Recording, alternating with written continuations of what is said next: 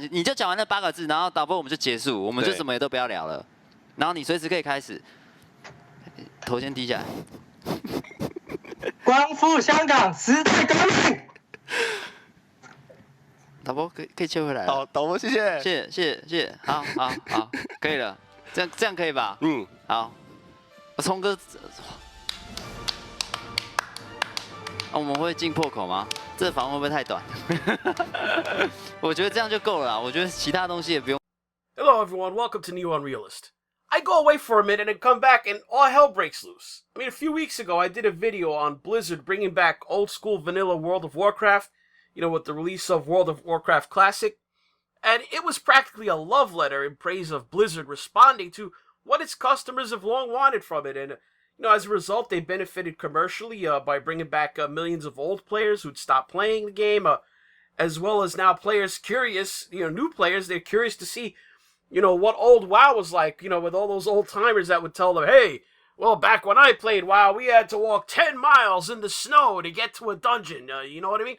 For once, a giant mega corporation did the right thing, and it turned out to be a win-win. Gamers loved it, the company made money doing it. Now, in short order, Activision-Blizzard, I guess they said to themselves, how can we possibly ruin all this positive press and all this goodwill that we've just garnered for ourselves and remind everyone that we're still a cold, calculating global megacorp? Well, they found a way, because the individual in that introductory clip wearing the goggles and the breathing mask is Ng Wai Chung, known online and in the Hearthstone community as Blitzchung. Now, Blitzchung's great sin there in that clip, if you don't speak Mandarin Chinese, is that he said, "Liberate Hong Kong, revolution of our age." Now, it was during the live stream in a post-game interview. So apparently, Blitzchung, he's basically a grand champion, in the card game Hearthstone, and the government of the People's Republic of China, they don't approve of that message. So Activision-Blizzard, in their infinite wisdom, decided to suspend this professional Hearthstone player. The guy, remember, he makes his living playing their card game. He's a pro, so this is a big deal for him. They stripped him of his grand championship, gave him a 1-year suspension, and forced him to forfeit his $10,000 in prize money that he won, at that event. Which, believe me, in China, that's a lot of money.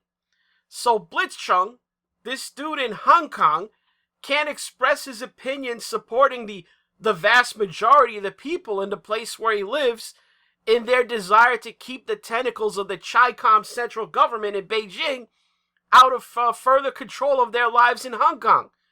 He can't speak freely, or he loses the ability to play a Blizzard video game. A year ban? Take his money? Are you serious? When did Activision-Blizzard become the defender of Red China? Apparently, I made the mistake of thinking of Activision-Blizzard as an American company, because you see, one of the largest stakeholders in Activision-Blizzard is Tencent. Tencent is a Chinese tech conglomerate. It's the tech conglomerate in China. We're talking Google or Facebook level if you need to picture the scale of what Tencent is in China. What's not known by most gamers, though, is just how deeply Tencent has penetrated the U.S. gaming industry. 6 days ago, before this stuff with Blitzchung, went nuclear, and you had PC Gamer, they published a list of U.S. video game companies that Tencent has a significant ownership stake in. The makers of League of Legends, Riot Games, owned 100% by Tencent. Yes, those of you who play, or maybe your kids play League of Legends, you're playing a game 100% owned by a Chinese company. Tencent went from being Riot Games' publishing partner to being 93% owned by Tencent in 2011.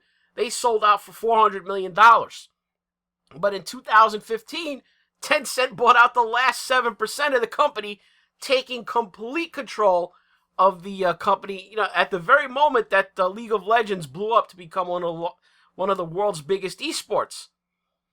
Now, League of Legends is arguably the most popular game in the world. It made $1.4 billion last year in revenue.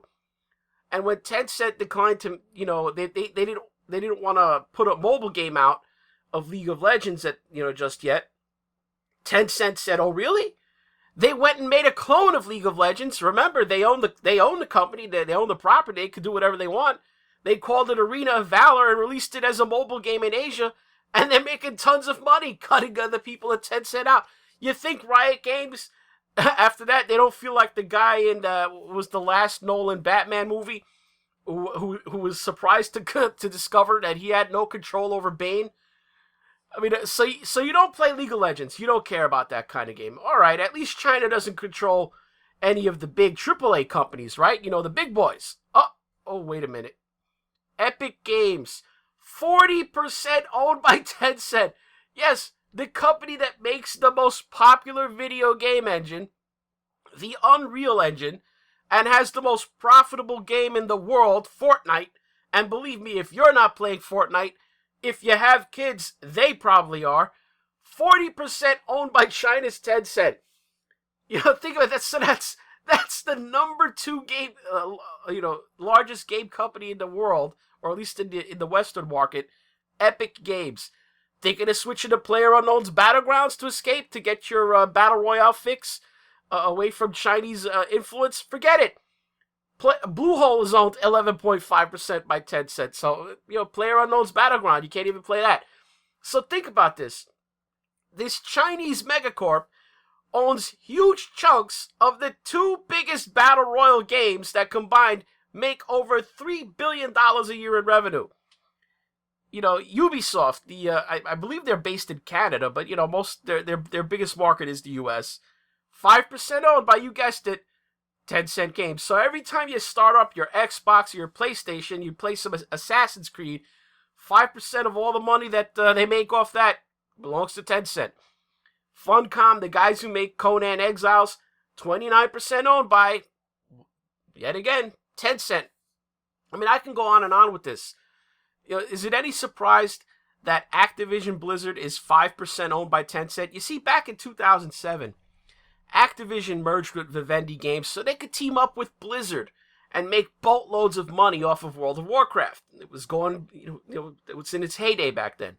Now, 5 years later, Activision-Blizzard wanted to buy out Vivendi Games and go independent. Well, guess who came in with the cash to buy Vivendi out? You guessed it, Tencent. Now, in exchange for that cash, they got a 5% stake in Activision-Blizzard. But now look at what's happening. Because Activision-Blizzard bent the knee to their Chi-Com masters in China and punished Blitzchung, I think they even punished the 2 streamers who interviewed him. They fired them. So total was their fervor to toe the Chi-Com party line. There's a huge backlash against the company where people are canceling their World of Warcraft subscriptions. Employees are quitting. Forget all that. This, to me, is the biggest one of all. Mark Kern, the man who was team lead on World of Warcraft from 1997 to 2005. This is the guy who you could call him the father of World of Warcraft, who, by the way, is Chinese and grew up in Hong Kong, so he's not some rando spouting about things he doesn't know about. He said he's given up playing Classic WoW, the game he helped create. He tweeted the following 2 days ago on the 8th of October. "This hurts, but until Blizzard reverses their decision on Blitzchung, I'm giving up playing Classic WoW, which I helped make and helped convince Blizzard to relaunch. There will be no Mark of Kern Guild after all. Let me explain why I am #boycott Blizzard. I am ethnically Chinese. I was born in Taiwan and I lived in Hong Kong for a time. I have done business with China for many years with several gaming companies there. So I think I have a valid perspective here, having been a team lead at Blizzard and having grown up in Asia. I have watched China slowly take over as the dominant investing force in gaming and movies over the years. It's a shame that US companies never believed as strongly as China and Asia in investing in games. but this allowed China to have unprecedented influence over our media. Chinese game companies have grown huge, not just because of market size, but because the government subsidizes them. They get free land, free offices, and huge infusions of cash. This cash was and is used to expand and buy up stakes in U.S. gaming companies. I've seen firsthand the corruption of Chinese gaming companies, and I was removed from a company I founded after Blizzard for refusing to take a $2 million kickback bribe to take an investment from China. This is the first time I've ever spoken publicly about it. I've also seen how American company reps in China have been offered similar bribes to get licenses for large AAA titles. Not everyone refused like I did. Chinese companies tried to ruin my career with planted press stories. Money is often paid for favorable press in China, and some of that money flows here to the US as well. Unfortunately, money talks. China has succeeded in infiltrating all levels of tech, gaming, and more. Unfortunately, US and European companies are loath to take risks and invest in game companies legally as much as China was. China remained one of the few places mid-tier studios could get funding. So again, China influence grew. I'm sure this is the same for movies as well. But now we are in a situation where unlimited communist money dictates our American values. We censor our games for China. We censor our movies for China. Now, game companies are silencing voices for freedom and democracy. China is dictating that the world be authoritarian. Of all the companies in the world, Blizzard is the last company I ever expected to give in to China's demands. Blizzard was always about gamer first and don't be greedy. At least it was when I was there. It's one thing to keep politics out of games, which I am still a proponent of doing. It's another to unfairly and harshly punish voices that speak out against corruption, against abuses of human rights and freedom. I take a huge risk by saying this. China monitors all social media, and I know this means that we will probably never get an investment from China for my new MMO, and probably never get a license to operate there. But enough is enough. I stand with Hong Kong, and I oppose Blizzard's obvious and laughably transparent fear of China. It's time for Blizzard to grow the spine it used to have, and to do what's right for gamers once again. Gamers, rise up.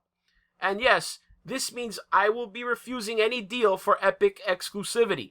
The money comes from Tencent. Ember will never be an Epic Game Store exclusive. This might mean we never make a dime, but more is at stake now than just games. A line has to be drawn, and I'm drawing it now. So there you heard it.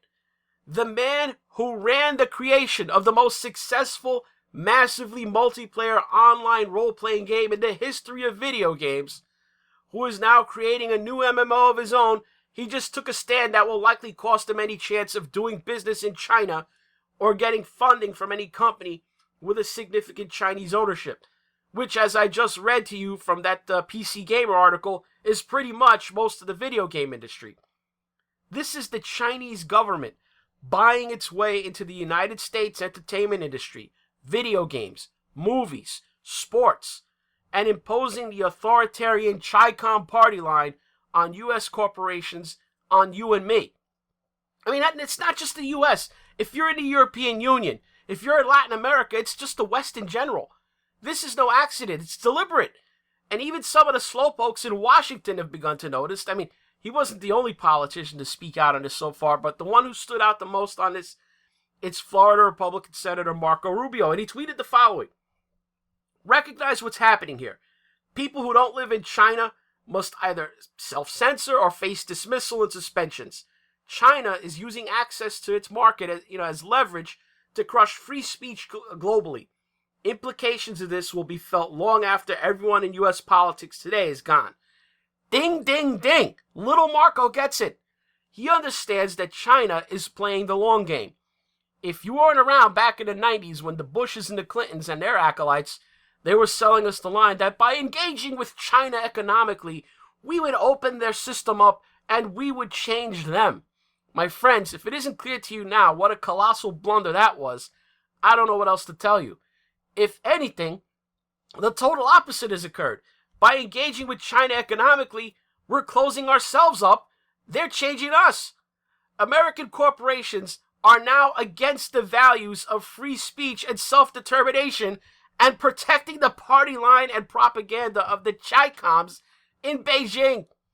If you don't think so, listen to what Activision-Blizzard wrote on their official social media account in China on, I guess this would be Tencent Weibo. Anyway, translated, it says, "We are very angered and disappointed at what happened at the event and do not condone it in any way. We also highly object the spreading of personal political beliefs in this manner. Effective immediately, we've banned the contestant from events and terminated work with the broadcasters.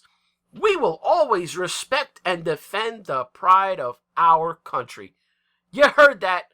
That is the official statement on Activision Blizzard's Chinese social media account. They are angered and disappointed at what Blitzchung said at the event. They don't condone his expression of support for people in Hong Kong remaining free of Chi-Com oppression. They banned Blitzchung, they terminated the broadcasters who streamed the event, and they will always respect and defend the pride of our country. Our country? Our country for Activision Blizzard is Red China? I'm done. That's all for this New Unrealist. If you want to help the channel, do me a favor, hit like for this video, leave a comment below, mash down the subscribe button if you're not already subbed to the channel, and click on the notification bell beside it. Put it on the all setting to keep up with the newer content, because, you know, the Chi-Coms aren't going to like it, so I don't think YouTube is going to spread this around. If you do want to contribute directly to the channel and toss your hard-earned dollars into the tip jar, follow links below to Subscribe Star or PayPal, or if you watch this on BitChute, you can just click on the green tip pledge button on the video player. And thanks for watching. 光复香港，时代革命。